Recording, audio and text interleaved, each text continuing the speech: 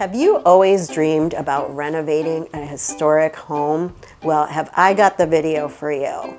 Hey everybody, I'm Debbie Meighan, a residential realtor with Washington Fine Property, and I am here today with two of my former clients, Paul Rebenek and James Frazier. They purchased a historic home and have completely redone it, and I cannot wait to ask them some questions about how this process went for them and share a little bit of what it looks like now.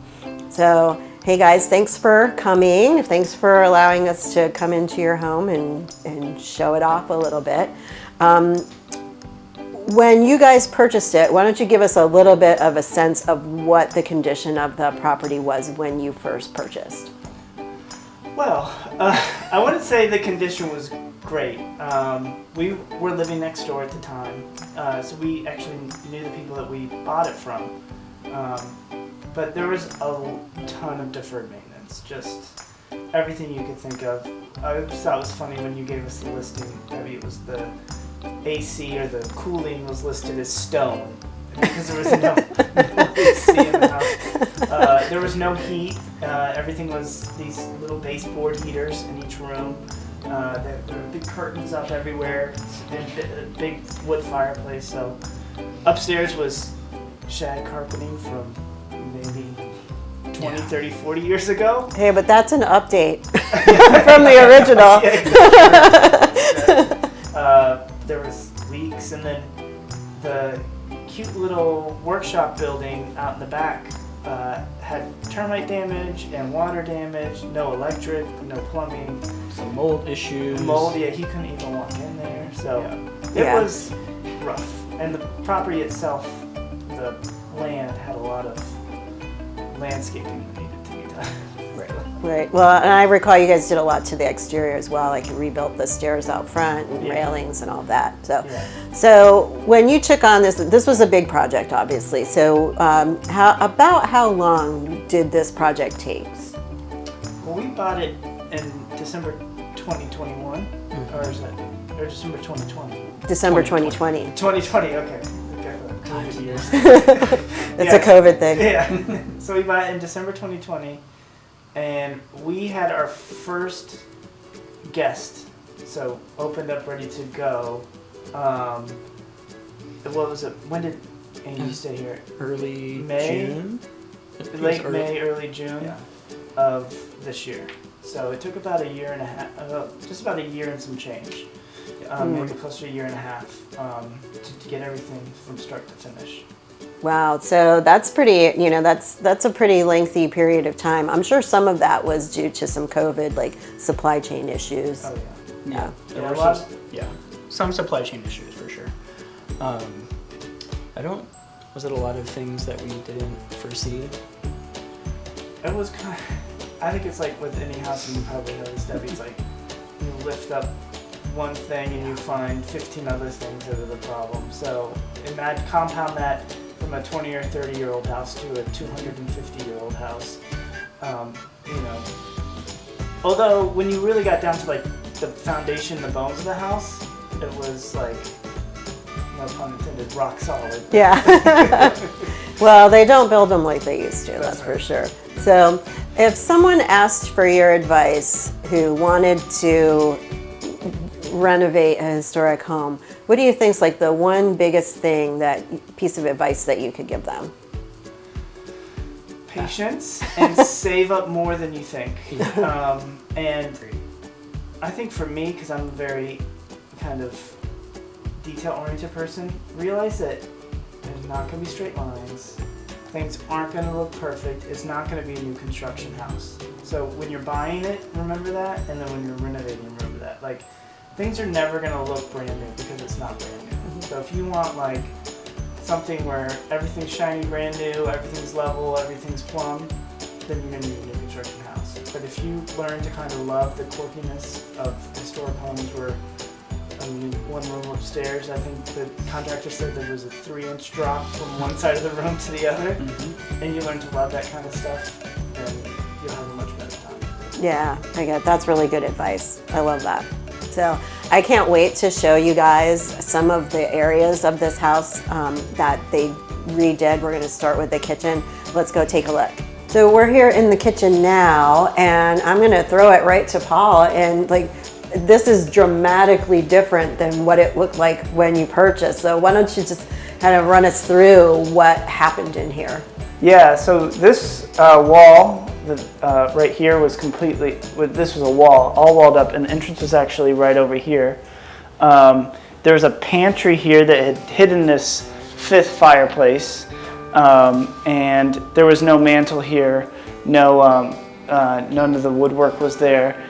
And this was kind of all sectioned off, and then this room was just really kind of this dingy, dark kitchen with no storage, and cabinets were probably as old as the shag carpeting. Yeah. So we were able to actually rehab some cabinets from our in-laws' house, and even the granite actually we were able to upcycle to kind of match, like give it like a little soapstone look to it, but keep that durability of granite. And then add in the lights and kind of the backsplash as well. So kind of made it more open, and we also wanted a space that if somebody has a caterer or somebody preparing meals, there's lots of room for that in here as well. Absolutely. Well, like I was commenting on the backsplash earlier, I just think that backsplash is absolutely beautiful with the floating shelves. It's just, you guys did a great job. While we're here, I do want to point out Paul had mentioned that there was no heating and air conditioning here, but what you can see in the ceilings here are the high velocity vents for the air conditioning and heating, which is pretty common in historic homes to use the high velocity. And actually much more efficient than you would expect. Yeah, and it works great. It's nice and cool in here. Yeah. So we're gonna head on upstairs and take a look at the primary suite. So we've moved up to the primary suite, which is on the upstairs level. I really want to show off the ensuite bath, but first I think we have to give a little shout out to Duquesne Winery, who we're enjoying their rosé right now. Thanks, guys. Yeah. Cheers. Cheers. So I love the bathroom. Tell me about it. What did you do? Well, it was kind of a weird space when we got in there. There was an existing built-in tub, probably from the 70s or 80s. And we knew that we wanted it to be an experience when people stayed here, something kind of luxurious. So we were able to find, through our contractor, a clawfoot tub that we could fit up here, and that looked kind of like it came with the house. Mm-hmm. So we made it a little bit more luxurious, a little bit nicer bathroom for a smaller bathroom, but still I think works really well. The wainscoting's really, really pretty. Yeah. Who picked that up?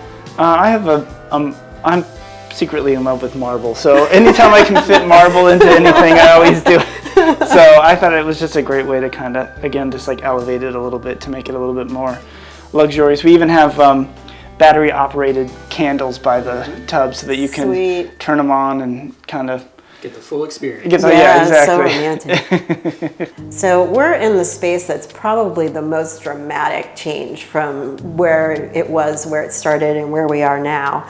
This outbuilding had been kind of a shed. And I use that word loosely. I frankly thought when these guys bought the place that they were just going to be tearing it down. But they created this amazing yoga studio / gym / office. And just tell me a little bit more about it. I'm just so enamored. Yeah, so it was like just almost ready to fall down. It had termite damage, water damage, and really he couldn't even step foot in it with a mold allergy. So it was kind of a mess. So it smelled really bad. It had that nasty carpet. It had a really bad smell. Carpet, right, yeah. And so we gutted it, and James practices yoga and Reiki, and also works from home. So we were able to kind of convert it into a office with a bathroom where we could space for yoga, space for a home gym, space to have clients over, and it really is kind of a peaceful, kind of calm area where you can just kind of be alone or practice yoga. Yeah, and before the space was pretty dark. It had no windows, so we put in some windows to add some natural light in here. Well, and I think I hope I'm not letting the cat out of the bag here, but I think we're working towards offering some private yoga classes here, maybe in conjunction with the Airbnb of the house. Yeah. So I think this is a space that a lot of people could enjoy and really enjoy a weekend out here in Hillsboro. Yeah, absolutely. So if you haven't guessed already, this beautiful home is listed on Airbnb and VRBO for short-term stays. One of the really unique parts of this property is the chicken coop, and the ladies you see behind us here. Often you guys are offering guests fresh eggs, and there's little bags of chicken treats that you can come up here and give the chickens, which I think is just so adorable. Guys, tell us a little bit more about how to stay here and what you guys offer. Yeah, so we're, like you said, listed on Airbnb, VRBO, and you can book us through there. We'll have a link in the description of the video. But yeah, up here's a great space. We always like it because it seems like you're a little bit more removed from the town. It has great views of Short Hill, so it's great for a picnic. Great to come visit where your eggs will come from, and then just kind of gives room. We're family friendly as well, so it gives families a space for kids to run around as well. So exactly, it's 3 bedrooms. How many baths again? 2.5. 2.5 baths, and some of the amenities that you can enjoy in this area. It's only about 20 minutes to Leesburg. We're maybe 10 minutes to Percival. And then just the amenities in the Hillsboro area, or the numerous wineries. There's probably at least 10 or 11. It's a short hike to Old 690 down Asbury Church Road, about 20-minute walk if you wanted to walk. 10-minute drive to Duquesne. Yeah. 5 minutes from Hillsboro. Hillsboro Winery, yeah. Yep. And we're also really close to Harper's Ferry and any like whitewater rafting and things like that you might want to partake in. So it's a really great location. And during the summer at the Old Stone School, about a 4-minute walk, we do concerts every Friday. We have Bluegrass Festival in the fall. So there's always something going on in town every weekend usually. Yeah. Well, you guys have just done such an amazing job. I am so excited that I got to be part of the journey here, and I just couldn't be more happy for you. Couldn't have done it without you. Yep. Cheers.